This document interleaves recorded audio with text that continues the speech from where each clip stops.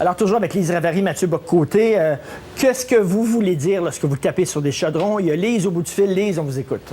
Nous, on veut dire au gouvernement qui crie haut et fort que la démocratie l'a élu, mais là, la démocratie veut le foutre à la porte. Bien, pourquoi vous attendez pas les élections? C'est pas dans 4 ans, les élections, c'est dans 2 mois. Trop loin. On veut avoir des élections maintenant. Trop, mais ça se fait pas, ça s'organise pas comme ça en criant ciseaux. Ben, je pense que le gouvernement est capable de détruire le Québec vite comme ça, fait qu'il doit être capable de faire la même chose. Merci beaucoup, Lise. On a Éric au bout du fil. Éric, pourquoi vous tapez sur vos chaudrons? Oui, c'est parce que nous, là, c'est comme quand vous dites, vous, là, que ce gouvernement-là a été élu démocratiquement. Ben, ce gouvernement-là, il a été élu dans le mensonge. C'est pas démocratique, ça. Puis là, on est pogné avec ça 4-5 ans, puis là, il faut faire avec. Puis là, quand vous dites que... Est-ce que vous êtes allé voter aux dernières élections? Est-ce que vous êtes allé... 80 milliards pour un budget pour 8 millions de personnes, là. Ils n'ont pas besoin de payer les étudiants. On paye déjà assez, monsieur Merci, Martineau. Éric. Merci, Éric. Mathieu Bock-Côté. 57% seulement des gens sont allés voter en 2008. Ouais, ben, ils peuvent pas dire, on ne les écoute pas, on ne les entend pas. Vous n'êtes pas allés voter. Mais voilà, c'est-à-dire, je crois que la crise actuelle, c'est le point d'aboutissement à la fois d'événements très récents et de tendances assez lourdes. C'est-à-dire, remarquez le Québec depuis 10 ans, ce qui s'y développait. Sentiment d'impuissance politique, rejet de la classe politique, sentiment que d'un parti à l'autre, c'est du pareil au même. Sentiment aussi que peu importe ce que nous faisions, ça n'aboutissait jamais. En plusieurs révoltes avortées depuis 10 ans. Alors là, le taux de participation aux élections de 2008, c'était le point d'aboutissement de ça. 57 %, je crois, 55 ou 57, le plus bas taux de participation depuis les gouvernements Tachereau. Alors là, aujourd'hui, des tendances lourdes profitent, je crois, d'une brèche, parce que c'est une brèche dans l'ordinaire des jours, c'est une brèche dans la politique ordinaire, pour demander un espèce de retour aux politiques. Mais là, il faut dire une chose. Est-ce que ce mouvement va se traduire aux prochaines élections en appui, je dirais en vote? Est-ce que les gens vont aller participer aux élections? Et deuxièmement, ça, c'est la question que je me pose. Imaginons, parce qu'il y a des gens qui ne marchent pas dans la rue en ce moment, imaginons que le gouvernement Charest soit réélu. Ce n'est pas impossible. Eh bien, dans un tel scénario, est-ce que la rue acceptera le résultat des urnes? Ça aussi, j'espère que ce sera le cas. C'est-à-dire, la démocratie, c'est la rue, d'accord, mais c'est aussi et peut-être même d'abord les urnes. Sacrée bonne question. Lise, avant de prendre le prochain message, c'est une manifestation, là, les manifestations de casseroles, c'est apolitique, là. Les gens sont pas là pour le PQ, ils sont pas là pour Québec solidaire, là. Non, ça c'est clair. Ils sont pas là pour endosser un parti. Je pense qu'ils ne croient plus vraiment au parti. Certainement, après l'explosion du débat fédéraliste, souverainiste, c'est beaucoup moins polarisé entre le Parti québécois et le Parti libéral au niveau des idées politiques. C'est beaucoup plus ce roll-ball-là qui tout le monde est éclaboussé et même l'institution du vote est éclaboussée. Moi, je crains qu'aux prochaines élections, la participation ne soit pas si élevée que ça parce que on l'entend, on le lit beaucoup et même Gabriel Nadeau-Dubois l'a dit dans une entrevue. Je ne crois pas à la politique, je ne crois qu'à la rue et aux médias sociaux. Eh boy, OK.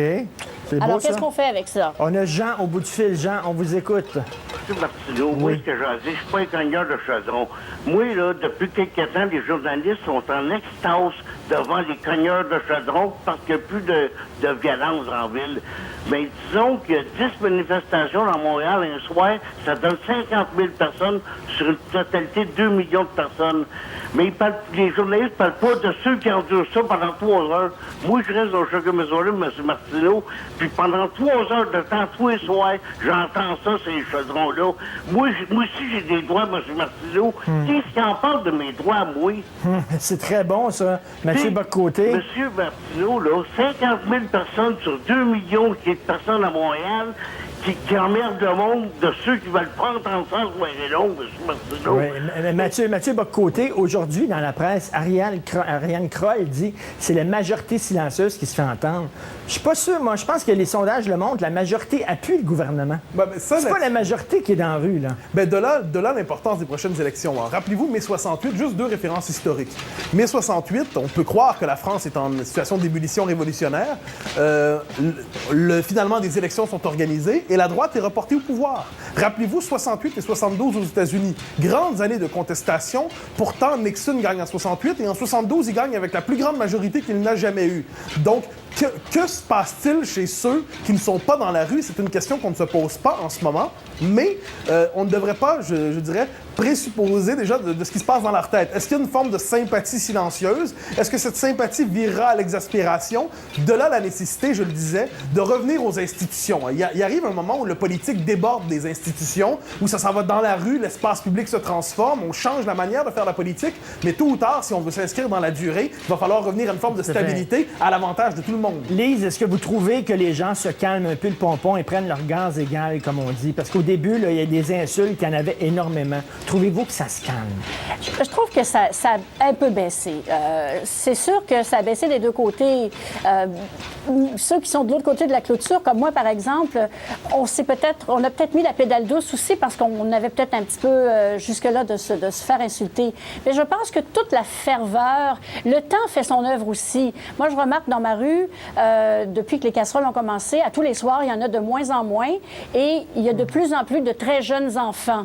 Hier, dans ma rue, il y avait plus de jeunes enfants qui tapaient sur des casseroles que d'adultes. Donc, c'est plus un party qu'autre chose. Bien, il y a ce côté-là. Il y a quelqu'un hier qui disait qu'il faut mettre un moratoire sur le mot festif, mais c'est un peu, je pense, ce qui se passe aussi, une espèce de grande kermesse. Comme on disait au début, les gens ont l'impression de participer à quelque chose qui leur apparaît comme important à ce moment-ci. Mais je me permettrais de dire là-dessus, depuis quelques semaines, le débat politique au Québec, c'était quoi? C'était d'un côté la police qu'on caricaturait comme une police fascisante et de l'autre côté, une rue confisquée par l'extrême gauche anarchiste. Ça a donné des affrontements très violents au centre-ville de Montréal pendant quelques temps. Là, au moins, le mouvement des casseroles transcende la violence et transforme même la nature du débat. Là, ce n'est plus la police contre les casseurs. C'est d'un côté une partie de la population qui retire sa confiance aux institutions et de l'autre côté, un gouvernement qui, je le souligne, est en dessous de tout.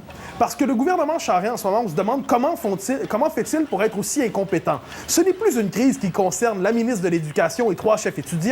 Devant une crise sociale aussi importante, que fait le premier ministre? À quel moment le premier ministre va-t-il comprendre qu'il se passe quelque chose au Québec? C'est encore le premier ministre élu, il a la légitimité, il a la légalité, il ne devrait pas lui être interdit d'avoir aussi la compétence et l'envergure. Une chose est sûre, on ne peut plus lever le nez sur ce mouvement-là. Je pense qu'il se passe effectivement, Lise, quelque chose au Québec. Oui. Il faut en tenir compte, il faut en prendre bonne note. Même moi, dans mes analyses, on ne peut plus dire bon, c'est rien qu'une petite gauche anarchiste, extrémiste. C'est pas vrai. C'est monsieur et madame tout le monde. Mon oncle et ma tante. Moi, je pense que aussi on est en train de mettre un moratoire sur l'expression enfant roi. Oui, tout à fait. C'est plus seulement des enfants rois. Non, on a dépassé ça de beaucoup. Il faudrait mettre un moratoire sur le mot moratoire aussi. Oui, je pense que c'est une très bonne idée. Je vote pour ça, moi.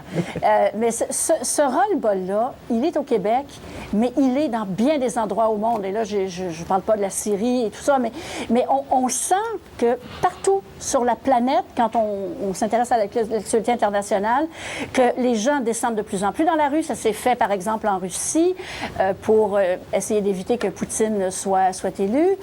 Il y a quelque chose de très profond qui est en train de se passer. Le citoyen qui veut se faire entendre et qui veut être partie prenante des prises de décision. Merci Mathieu Bock-Côté, merci beaucoup Lise Ravary. On peut vous lire chacun dans vos blogs respectifs. Après la pause, Éric Duhem qui va nous parler des fonctionnaires qui se font dorloter après la pause.